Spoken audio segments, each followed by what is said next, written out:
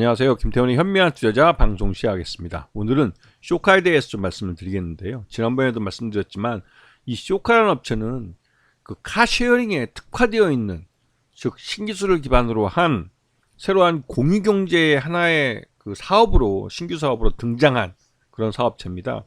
그래서 예전에 렌터카하고는 또 다른 또 의미가 있는 회사죠.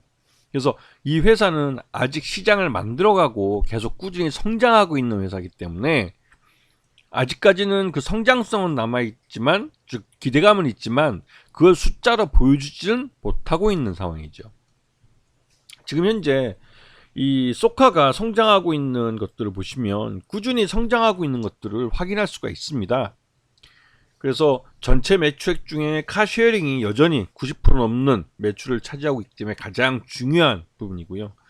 하지만 이게 문제점은 카쉐어링이 활발하게 일어나는 여름 휴가나 겨울 휴가 시즌, 연휴 때, 이런 때에는 카쉐어링이 활발하게 이루어지지만 그 외의 지역 그 기간 동안은 이 자동차들이 유휴 시설로 남아 돌게 된다는 거죠. 그래서 예전에는 몇 년간 영업을 한 차들 같은 경우는 중고차로 매각을 한다든가 해가지고 일정 수량을 유지시켜가는, 그리고 항상 새 차를 들여와서 또 새로운 그 이런 성수기 때 손님들한테 좋은 차로 다시 손님들에게 차를 대여해 줄 수 있는 그런 서비스를 해왔었는데, 그러다 보니 이 흑자를 내기에는 여전히 규모의 경제를 달성하지 못하는 그런 상황이 벌어지고 있었죠. 하지만 이번에는 올해부터 전략을 바꿔서 이 비수기 때는 자동차를 매각하기보다는 중장기 렌터카로 돌리는 방향으로 새로운 사업 계획을 내놓고 있습니다.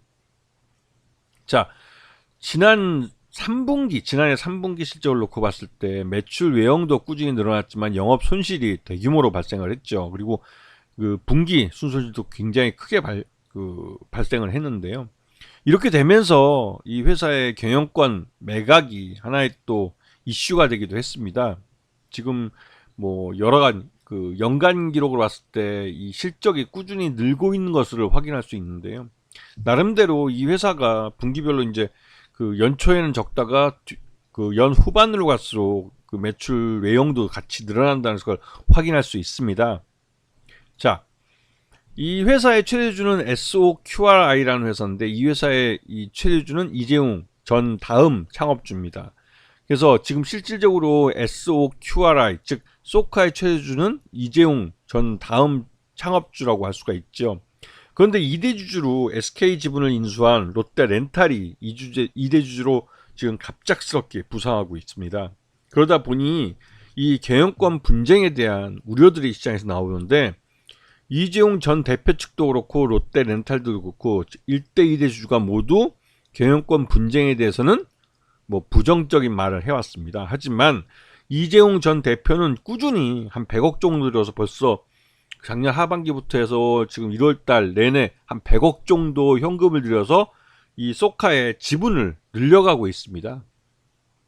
이거는 향후에 경영권 분쟁이 발생할더라도 결국은 롯데렌탈이 이 소카를 인수하는 쪽으로 갈 경우에 경영권 프리미엄을 인정받기 위한 하나의 방편이면서, 그 경영권 프리미엄을 이재용 전 대표가 직접 수용할 수 있는 방법으로 이재용 전 대표가 자기 돈을 들여서 직접 주식을 사들이는 거죠. 그래서 이거는 다목적으로 활용을 하기 위한 목적으로 직접 주식을 취득하는 걸로 알 수 있습니다. 그리고 롯데렌탈로서는 아직까지는 이 적자투성인 회사를 인수했을 때 이 롯데그룹도 지금 재무적으로 굉장히 좀 어려운 상황에서 무리한 M&A 한다는 말을 들을 수 있기 때문에 이에 대해서 좀 조심스러운 입장을 나타내고 있는 것이죠. 하지만 롯데그룹은 이런 그룹 내 재무적 리스크만 어느 정도 해결이 되면 이 소카를 인수를 할 가능성이 높다고 시장에서는 평가하고 있는 상황입니다. 자, 지금 현재 보시면 이재용 대표가 지금 올해 들어와서도 벌써 꾸준히 매수세를 늘려가고 있는 것을 볼 수 있는데요. 벌써 이제 거의 뭐 100만 주 가까이 시장에서 직접 주식을 취득한 걸 알 수 있습니다.